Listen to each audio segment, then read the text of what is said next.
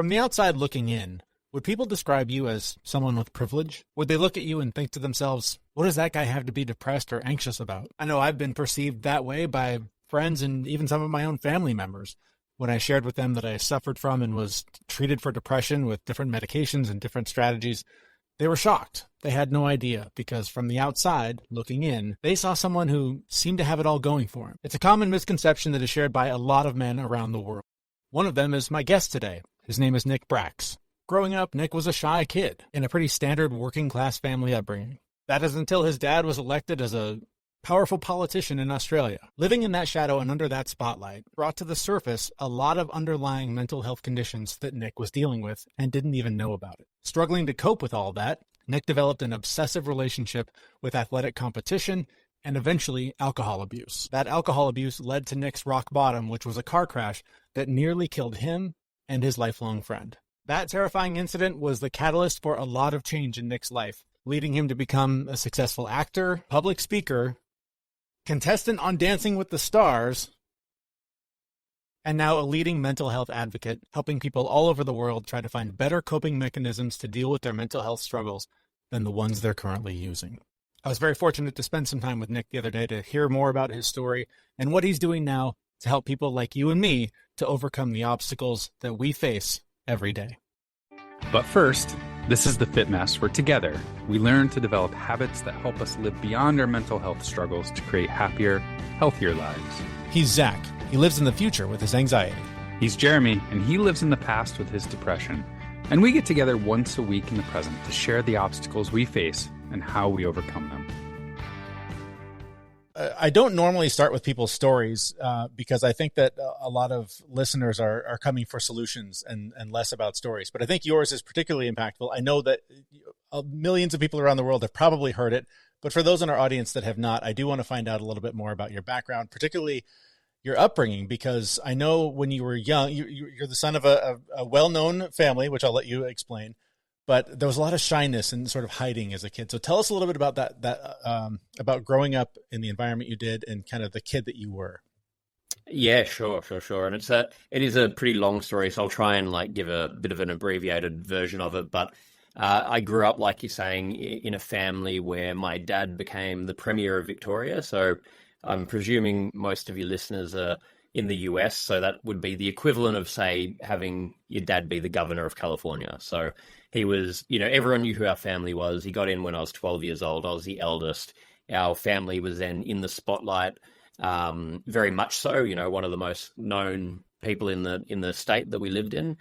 And I, leading up to that, but especially from then onwards, had, pretty severe undiagnosed mental health issues. I always was very obsessive and compulsive, and that manifested in sport. All I wanted to do for my whole sort of adolescence was be a professional athlete, and it became a compulsion where I'd be training for 6 hours a day as a 11, 12-year-old, and that went on for about 5 years, and had a whole lot of impacts where it stunted my physical development. I didn't actually hit puberty till I was 16, almost 17. It delayed that whole process.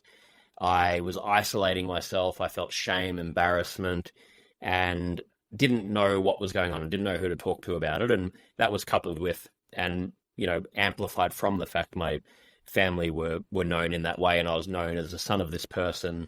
And it was when I finished at high school that the problems really went out of control, which I can, tell you about if you'd like to hear about that. Yeah, well, I want to get there. I'm curious. I know you said when you were a kid you were shy and kind of tried to sort of stay out of the spotlight, which is ironic being in a family that is sort of in the spotlight. How much do you think that, or I guess, where do you think that came from? Is that maybe a learned behavior? Yeah, I think it was low self-esteem was the main thing. Because it's kind of interesting that when I was really young, I was actually, the real version of me is quite out there. And I'd say still I'm a introverted person, but also the kind of person that is actually wanting to be in situations where I'm, the center of attention, that's actually when I eventually worked through all this stuff, where my life ended up going, where I'm, public speaker, actor, all of these different things that I now do. But the big chunk in between was when I think the self-esteem was so low, the mental health issues took over, isolated myself. And the biggest theme of my life to this day, I'm much better with, but it's still there, has been identity issues where, you grow up from 12 until my early 20s being referred to as you're the son of Steve Bracks, your dad this, your dad that. And it made me think, well, hang on, what about Nick Bracks? Do you want to know who he is? And I felt like I had to do something bigger than my father to prove that I was worthy. And, that urge is still inside me. I've learned how to deal with that in a more healthy way, but it's still there. But it's really formed a huge part of my life. And so I'm curious, coming from a family of privilege, I assume it was a pretty wealthy situation growing up like that. Were a lot of things done for you? Because I know for myself, a lot of the mental health stuff that I have just in the last decade been able to deal with, I've overcome through facing hard things, doing, and doing them, overcoming those fears and those challenges. And so, as I'm learning about you, I'm trying to figure out, were you in a situation where so much was done for you that you were never really tested and never really had to face anything hard until later in life? Was that a factor at all for you? To a degree, there was a part. I was very sheltered. I grew up in a family where I wouldn't say there was privilege. There was perceived privilege, but, I definitely had things from, the sense of privilege of, we got to go to all these different events and having your dad in that position. But, my parents are very much from a working class background and they raised us in that way.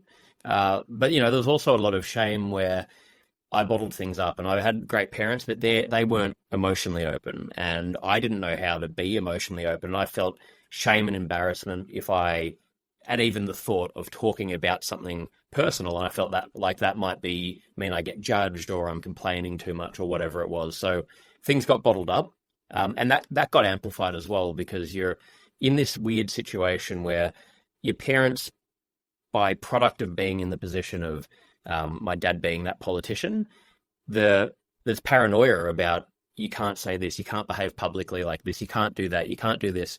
This is drummed into us from, these developmental years, like I was saying, from when I was 12 till my 20s. So you feel shame on that amplified level on top of having these quite severe mental health issues. And that created a really big problem until it hit, a life and death situation, essentially, where I had to make a change. It really was that breaking point. Yeah, let's talk about that. I imagine you're talking about the car crash.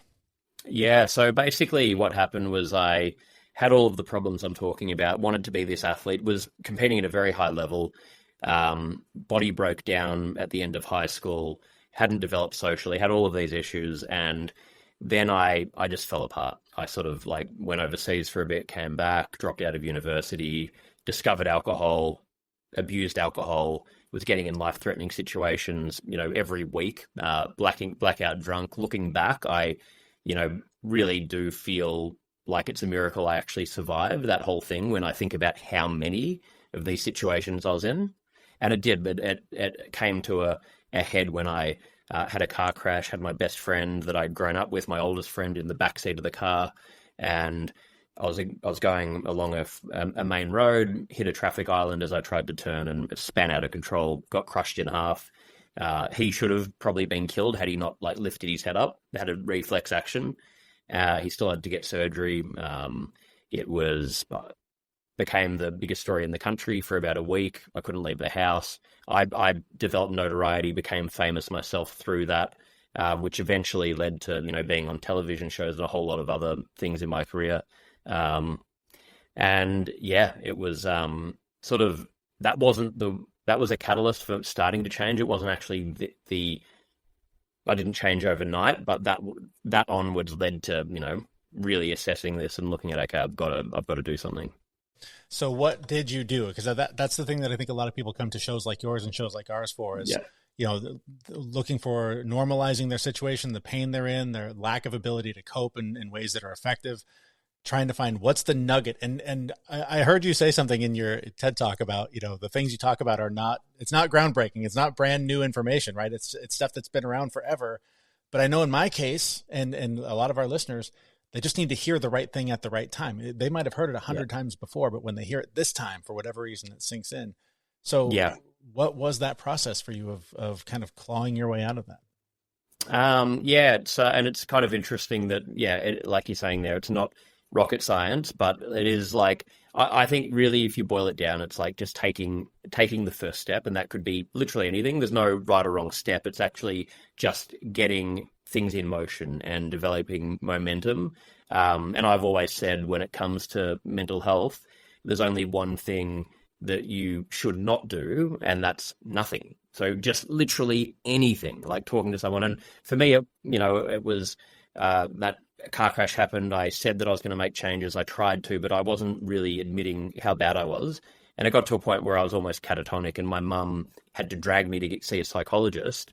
And through that, I found out how severely depressed I was and started taking steps. But really, if I look back on all of it and how things slowly improved, I had no idea what I was doing. I was listening to all the advice I was getting from the psych and from everything else, and just took tiny steps. And I still wasn't happy in those steps, but one step led to another thing, led to going back to university. Still wasn't what I wanted to do, but that led to having to do public speaking when I was afraid of my own shadow, vomiting, talking in front of 5 people, and then having to do it so many times that I got over this fear of speaking and started to build self-esteem, met a group of friends, started to develop more confidence, started to actually open my eyes up to where I could go, started to find a passion for helping in mental health.